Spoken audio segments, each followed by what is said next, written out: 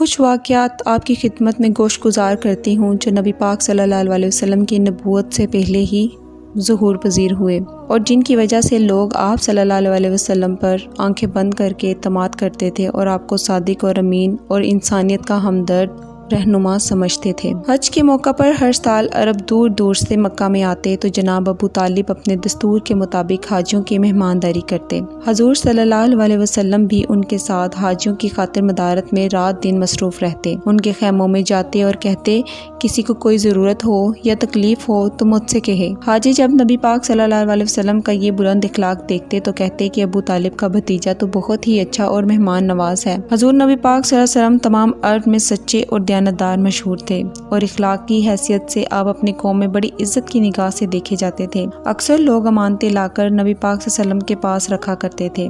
ایک دفعہ ایک شخص کا بیان ہے، نبی ہونے سے پہلے میں نے آپ کو کچھ پیسے دینے تھے، حضور صلی اللہ علیہ وسلم مجھے راستے میں ملے، میں نے کہا میں ابھی آتا ہوں، آپ صلی اللہ علیہ وسلم یہیں ٹھہرے۔ حضور صلی اللہ علیہ وسلم نے وہاں ٹھہرنا منظور فرما لیا اور گھر جا کر مجھے یہ وعدہ بھول گیا اور 3 دن تک یاد نہ رہا۔ جب تیسرے دن مجھے خیال آیا تو میں اسی جگہ پر پہنچا اور دیکھا کہ آپ اسی مقام پر بیٹھے میرا انتظار کر رہے ہیں۔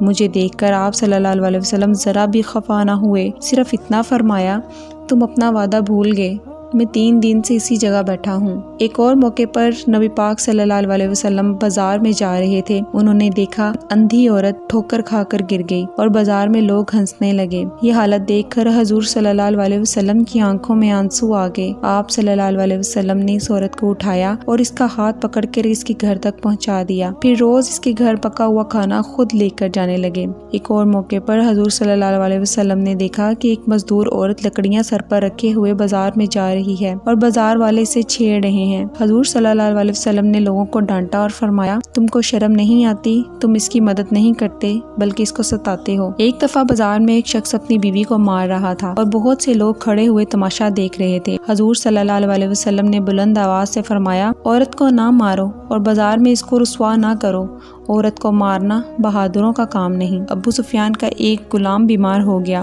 حضور صلی اللہ علیہ وسلم کو معلوم ہوا کہ وہ بیمار غلام کئی دن سے اکیلا پڑا ہے اور کوئی شخص اس کی خبر نہیں لیتا۔ آپ صلی اللہ علیہ وسلم فوراً اس کے پاس گئے اور ساری رات اس کے پاس بیٹھے رہے۔ وہ تکلیف سے ہائے ہائے کرتا تو فرماتے مت گھبرا، محمد تیرے پاس ہے۔ ایک دفعہ ایک امیر شخص اپنی لونڈی کو مار رہا تھا اور لونڈی فریاد فریاد پکار رہی تھی۔ حضور صلی اللہ علیہ وسلم وہاں تشریف لے گئے اور امیر کو ظلم سے منع کیا، مگر وہ بدتمیزی سے پیش آیا اور بولا تم میری لونڈی کے معاملے میں دخل دینے والے کون ہو؟ حضور صلی اللہ علیہ وسلم نے فرمایا میں ایک مظلوم عورت کے معاملے میں ضرور دخل دوں گا۔ اس کے بعد نبی پاک صلی اللہ علیہ وسلم گھر تشریف لے گئے مگر ساری رات نہ سو سکے، بار بار فرماتے تھے اس قوم کا کیا انجام ہوگا جو کمزور عورتوں پر ظلم کرتی ہے، کاش میں اس لونڈی کی کچھ مدد کر سکتا۔ حضرت خدیجہ رضی اللہ تعالیٰ عنہا نے حضور صلی اللہ علیہ وسلم کی یہ پریشانی دیکھی تو عرض کی کہ آپ صلی اللہ علیہ وسلم بے آرام نہ ہوں، میں صبح اس لونڈی کو خرید کر آزاد کر دوں گی۔ حضور صلی اللہ علیہ وسلم یہ سن کر بے حد خوش ہوئے،